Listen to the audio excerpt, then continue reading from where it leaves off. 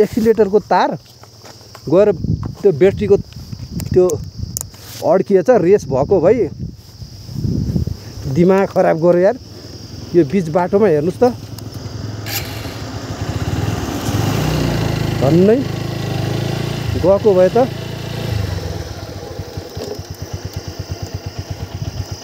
त्यही भएर स्पिड हुन्न भनेको मैले। तिनीहरूलाई केटाहरूलाई धेरै स्पिड नहिँड भनेर फोन गरेछु, बाटोमा रोकिरहेछन् जानु कुरो। धेरै स्पिड नहिँड, मराले यस्तो राम्रो सिनहरू छ, दृश्यहरू छन्, बिस्तारै हेर्दै हेर्दै हेर्दै हेर्दै अरे अरे अब 45 मिनटमा जोमसोम पुगिन्छ यार। त्यो के को हतार हो भनेको के, यस्तो बिस्तारै कति मजा आउँछ हेर्नु त। देख्नुभयो कति मजा, हेर्नुहोस् हिमालु यसरी हेर्दै हेर्दै पो हिँड्नुपर्छ।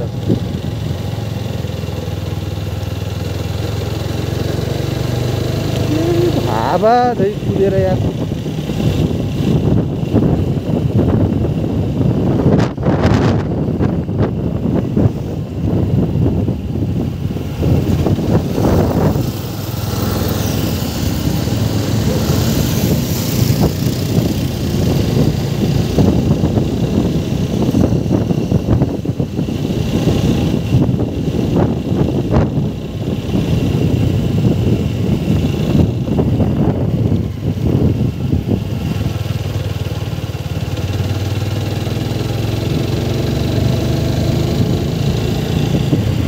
ला भाइ बिग्रियो। अब यो माझमा दुःख पाइयो भनेको त त्यो ब्याट्रीको तार, त्यो एक्सिलेटर त्यो रेस दिनेवाला हुन्छ नि तल ब्याट्रीनिर, त्यो तार गएर अल्झिएछ। तारले त त्यो रेसलाई माथि तानेको गरेछ, बाइक त घुँ गरेछ। झन्नै हतार गरेर मैले अफ गरिदिएँ होइन। बाइकको ट्याक्कै घुम्तीमा थियो क्या, मोडमा थियो, तल चाहिँ नदी। त्यही बेलामा स्कर्पियो आएको। अरू योभन्दा अघिल्लो भिडियोमा चाहिँ छ हेर्नु होला, उहाँ गरेछ। योभन्दा अघिल्लो भिडियोमा त्यसमा चाहिँ अन्तिम लास्टमा चाहिँ ठुलो आवाज आएर मैले बाइक रोकेछु। त्यही बेलामा अगाडि एउटा स्कर्पियो आइरहेछ, त्यहीँनिर चाहिँ मोड पनि छ क्या। त्यही भएर झन्न म सोलो थिएँ, स्पिड थिएन, सोलो भएको भएर केही भएन। त्यही भएर बिस्तारै हिँड भनेको साथीहरूलाई। कोबाङ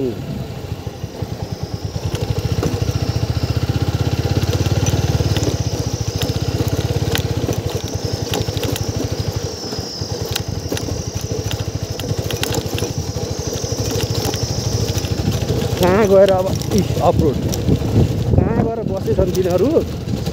त्यसुक्कै म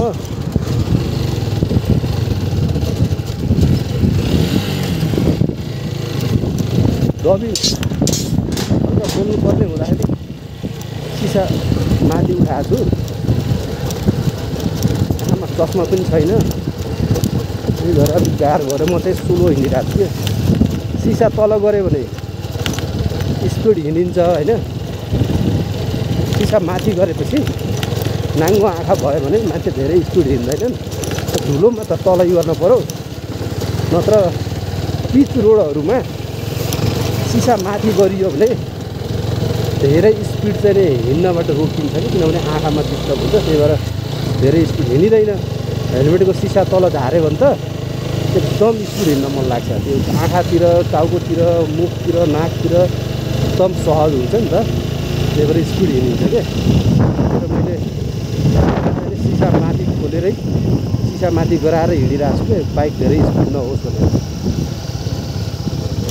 आँखामा अलिअलि असर परेपछि, चिसो हावा परेपछि त स्पिड कम हुन्छ नि। त्यही भएर अलि सिसा लगायो भने मेरो पनि बाइक स्पिड हुन्छ। कति स्पिड हिँड्छ त थाहै हुन्न क्या, सर्र जान्छ।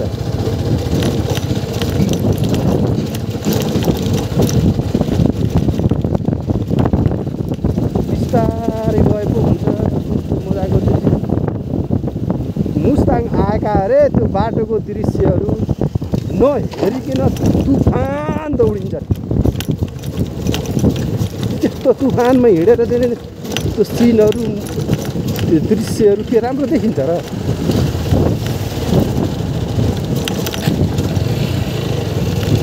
बिस्तारै हेर्दै हेर्दै हेर्दै हेर्दै गएको राम्रो हुन्छ। उति टाढाबाट आज अब कहिले आउने थाहा छैन।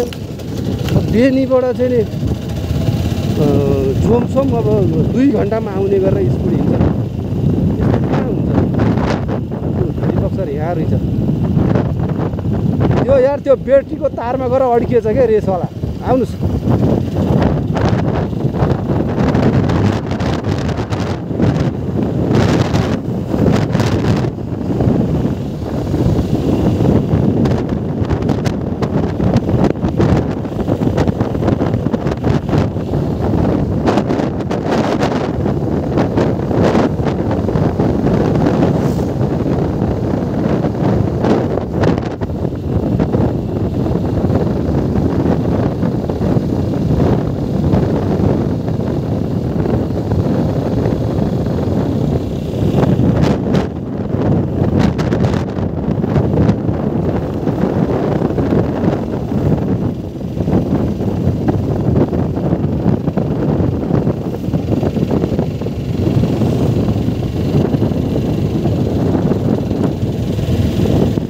चाहे जे भन साथी हो, म त बिस्तारै हिँड्ने हो।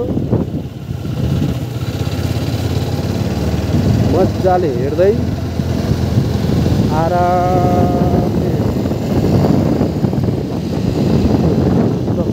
लिएर अप्पर हिमालु बिस्तारै त हिँड्नुपर्छ। पुगेर यत्तिकै हिँडी त भइ त हालो त। अब 3 घन्टा त पुगिहालिन्छ बेनीबाट।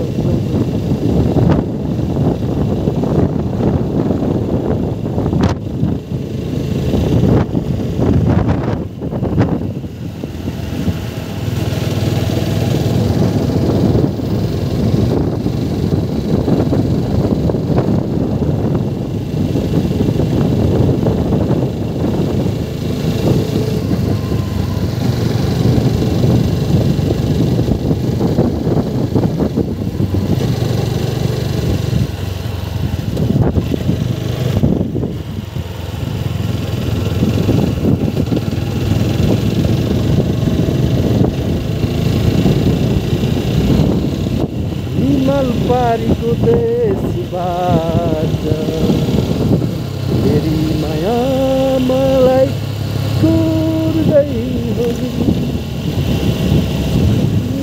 पारीको देशबाट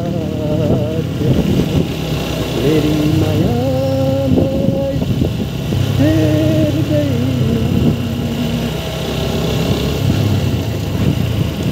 लागु जाबा बजा।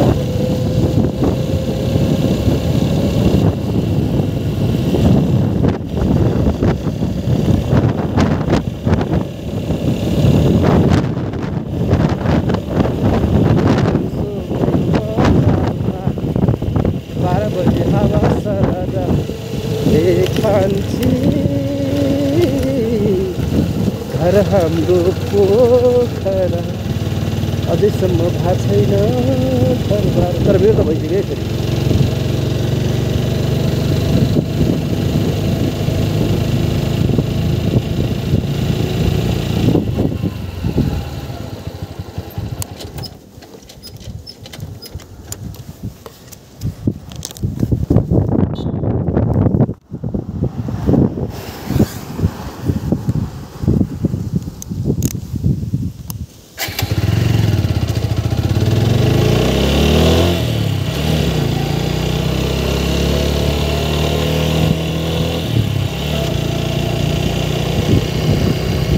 देखाउनु पर्यो नि होइन। बेला बेला यो भिडियो रेकर्ड भएको छ कि छैन भनेर रोकेर हेर्न पर्छ क्या। रेकर्ड भएर हिँड्छ नि त फेरि व्यर्थै हुन्छ होइन।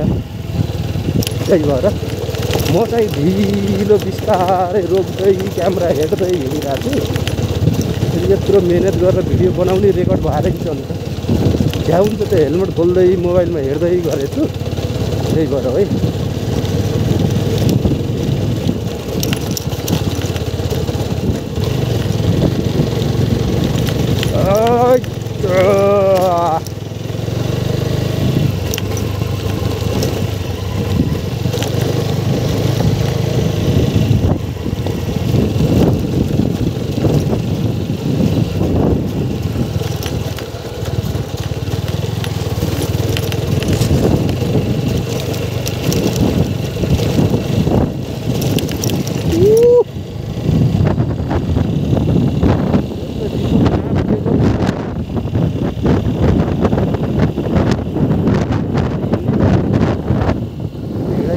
विष्णु सर कहाँ पुग्नुभयो मेरो क्यामेराको अगाडि पुग्नु कि भनेको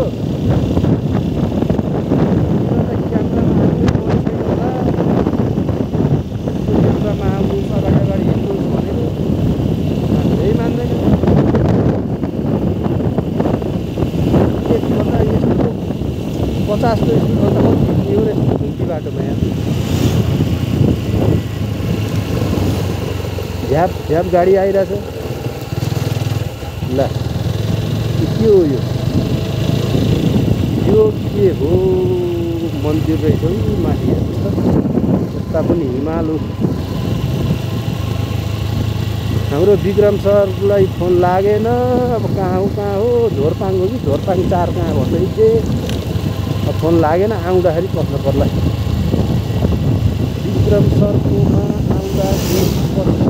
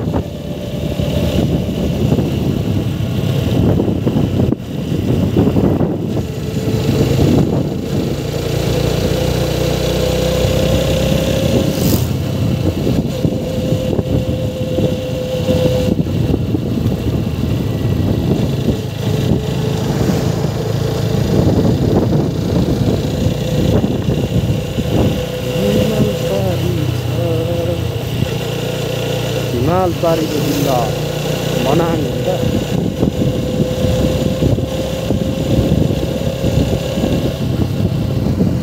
मुस्ताङ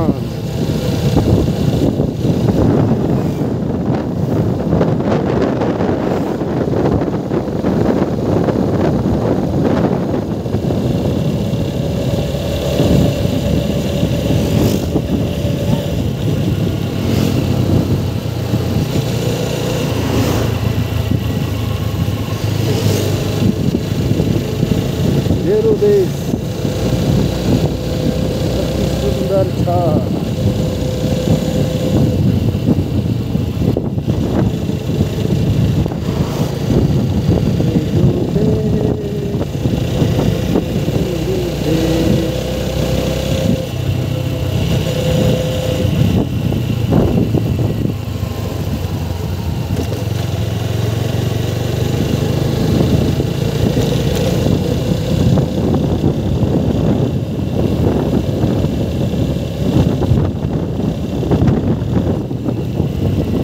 भयो गाडी कसरी आउँछन्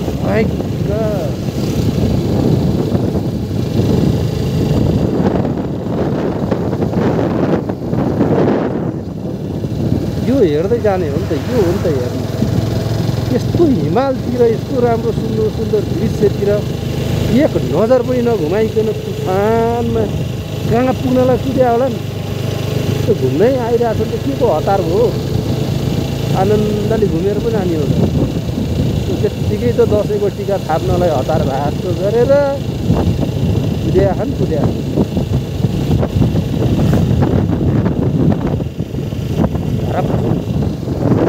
खराब जग्नु हाम्रो